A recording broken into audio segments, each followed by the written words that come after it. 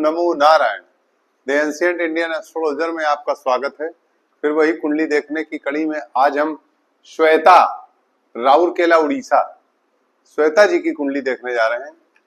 श्वेता जी ने प्रश्न किया है कि उनकी सरकारी सेवा होगी कि नहीं होगी, और सरकारी सेवा यदि होगी तो किस दिशा में होगी, कब होगी।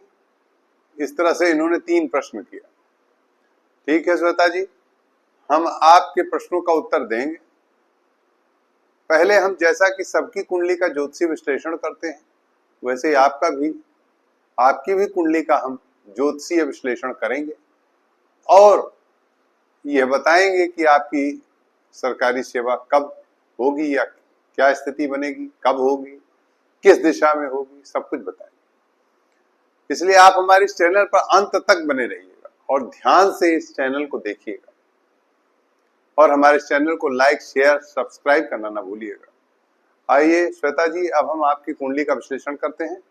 मिथुन लग्न की कुंडली है। लग्न में ही बुध बैठा है, जो आपके बुद्धिमत्ता का प्रतीक है, आपके मेधावी होने का प्रतीक है। सूर्य और मंगल, बुध तीनों लग्न में है। यहाँ बुध अमात्य कारक है। जैमिनी का मत कहता है, जैसा कि मैं पहले वीडियो में बता चुका हूं, जैमिनी के हिसाब से अमात्य कारक या आत्मकारक यदि केंद्र में बैठे तो भी एक राजयोग निर्मित करता है।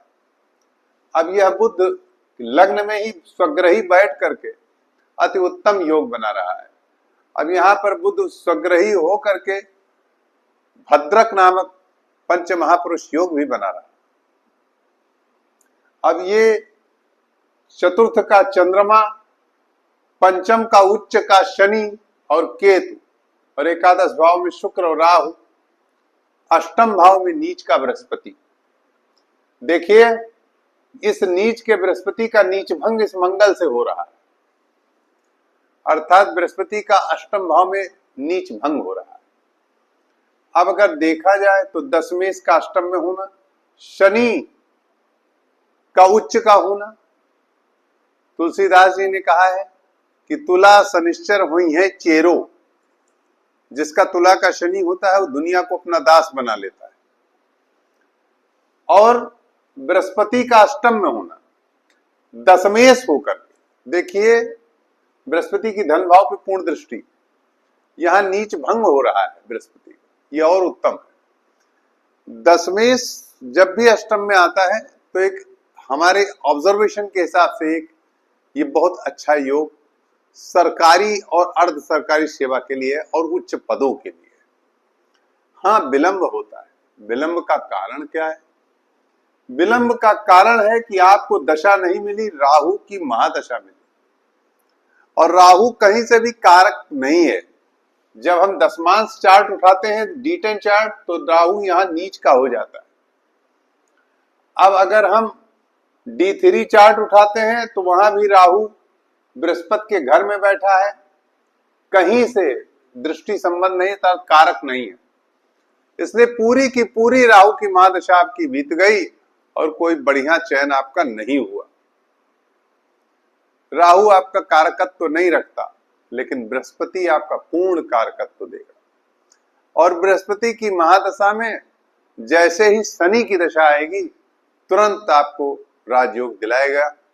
आइए हम आपको बताते हैं कि हमने कृष्णमूर्ति पद्धति का भी प्रयोग किया है। यहाँ पर केपी में 10th का CSL कस्पल सबलॉर्ड, 10th का कस्पल सबलॉर्ड केतु है, जो 4, 7, 8 और 10 का कारक है। 10 यहाँ राजभाव है, 8 यहाँ शोध बताता है कि आप कहीं शोध किए हुए हो। इट मीन्स कि आपकी शिक्षा उच्च है।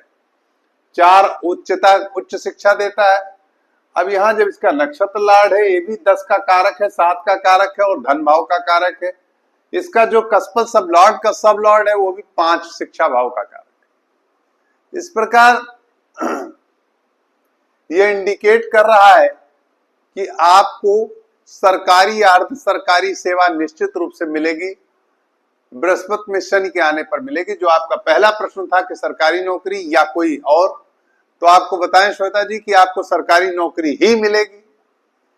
विलंब का कारण मैंने आपको बता दिया, राहु की महादशा रही है, बृहस्पति की दशा चल गई है, बृहस्पति में जैसे ही शनि की अंतर्दशा आएगी, यह शनि की अंतर्दशा 8 फरवरी 27 से शुरू होने वाली है। 9 फरवरी 27 से शुरू होगी और ये चलेगी 21 अगस्त 2029 तक आपकी यह दशा चलेगी। और इसी बीच आपका चयन सरकारी सेवा में हो जाएगा, आपका एस्टेब्लिशमेंट हो जाएगा। अब आपने दिशा पूछी है, तो दिशा मेरे हिसाब से जो मेरी संभावना है वो टीचिंग और एलाइड ग्रुप, इस तरह की नौकरियों में जाने का योग बनाता है। नमो नारायण।